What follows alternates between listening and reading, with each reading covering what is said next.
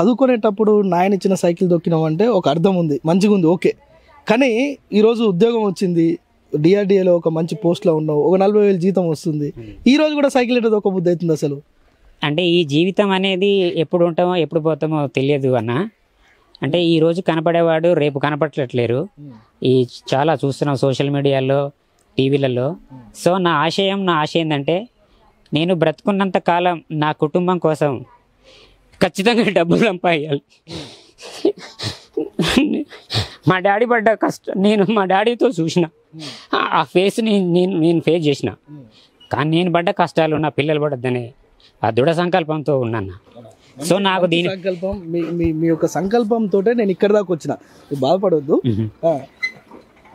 So ఆశయమే. మీ పిల్లలు ఎప్పుడు అడుగుతలేరా, daddy వాళ్ళంతా బైక్ మీద తిరుగుతున్నారు, నీకు ఉద్యోగం ఉంది, మనం కూడా బైక్ మీద తిరుగుదాం, నువ్వంటే తిరగడం, నీ భార్య పిల్లలు ఎట్లా అడ్జస్ట్ అవుతున్నారు? అంటే వాళ్ళు అప్పుడప్పుడు అడుగుతారు, సార్ ఇంత డాడీ గవర్నమెంట్లో జాబ్ వచ్చింది, నీకు మంచి వెల్ సెటిల్ అయినావు, అయినా కూడా ఇంకా ఈ పరిస్థితులు ఎందుకు ఉండాలి అని పిల్లలు అంటారు. ఏం కాదురా నాన్న, ఇంకొక 2 years అడ్జస్ట్ కండి. ఇప్పుడు మీరు కొంచెం పై చదువులు వెళ్ళాక మళ్ళీ చదువుల కోసం పెట్టుబడి పెట్టాల్సి వస్తుంది. అప్పుడు మళ్ళీ ఎకనామికల్గా మన గ్రోత్ అనేది డౌన్ ఫాల్స్ అవుతాం. ఎప్పుడు డౌన్ ఫాల్స్ కావద్దు, ఎప్పుడున్న అప్గ్రేడ్ కావాలి అనేది బాగా ఫైనాన్షియల్గా బాగా చెప్పేవాళ్ళం పిల్లలకు కూడా. సో ఇలా ఉండాలి, మనం ఆఫ్టర్ 5 yearsకి ఇలా ఉంటాం, తర్వాత మళ్ళీ ఇలా ఉంటాం, నెక్స్ట్ ఇయర్ ఇంక్రిమెంట్ వస్తుంది, తర్వాత డిఏలు వస్తాయి, ఆఫ్టర్ 5 years పిఆర్సీ వస్తుంది. అంటే ఇలా ఒక పేపర్ మీద రాసి చూపించేవాళ్ళమాట. అంటే ఫైనాన్షియల్ లిటరసీ, ఫైనాన్షియల్ డిసిప్లిన్ మా డాడీ ద్వారా కొంత నేర్చుకున్నా. నేను నా చదువు పరంగా చాలా నేర్చుకొని మళ్ళీ మా పిల్లలకి అదే చెప్తూ ఉంటా. ఎవ్రీడే కనీసం ఒక రోజు ఒక 5 నిమిషాలన్నా చెప్తుంటా. 2 పిల్లలు హాస్టల్లో వెళ్తారు, ఉన్న రోజులన్నా నా మాటల ద్వారా వాళ్ళు ఇన్స్పైర్ కావాలి. మళ్ళీ తర్వాత ఏదైనా హాస్టల్ ఉన్నప్పుడు కూడా మంచిగా ఉండాలి. దీనితో పాటు జాలి దయ కూడా చెప్తా వాళ్ళకి. సరే నీలాంటి ఇంకా మీకంటే పేదవాళ్ళు ఉంటే కూడా ఏదైనా క్యాంపస్లో కానీ మీరు చదువుకున్న చదువులో కానీ కనీసం లేని వాళ్ళకి ఒక చిన్న ఐస్ క్రీమ్ అన్న కొనేయాలని చెప్తుంటారు. లేదంటే మీతో పాటు ట్రావెల్ అవుతున్నప్పుడు ఏదన్నా బస్ పాస్ ఛార్జెస్ లేకపోతే యూ విల్ పే, మీరు పే చేసే ఆ మంచితనం ఉండాలని చెప్తుంటారు. అంటే మంచితనం, మానవత్వం, ఆర్థిక క్రమశిక్షణ అండ్ విద్య, ఈ 4 మీద బాగా ఫోకస్ నేను పాటిస్తుంటా.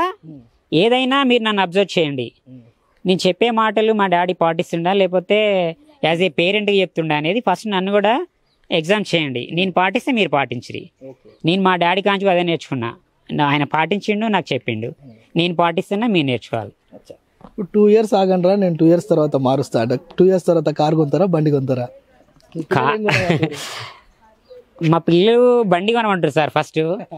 అంటే మళ్ళీ మాలపల్లి నుంచి ఇక్కడికి రావాలంటే ఇబ్బంది అవుతుంది, మళ్ళీ ఆటో వాళ్ళకి ఫోన్ చేయాలి. ఇప్పుడు హాస్టల్ పోయి మళ్ళీ వస్తుంటే మాకు నైట్ అవుతుంది సార్.